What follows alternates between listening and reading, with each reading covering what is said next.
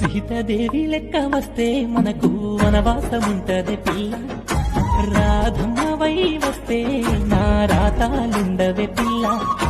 గంగమ్మవై వస్తే నా గండాలు నా వల్ల కాదే. నువ్వు నా పిల్లవై వస్తే నా రాణిగా ఏలుకుంటానే. సిక్కబొండవే సిర్రు మనకే ఒక్క సూపుకే ఉడిసిపోతానే.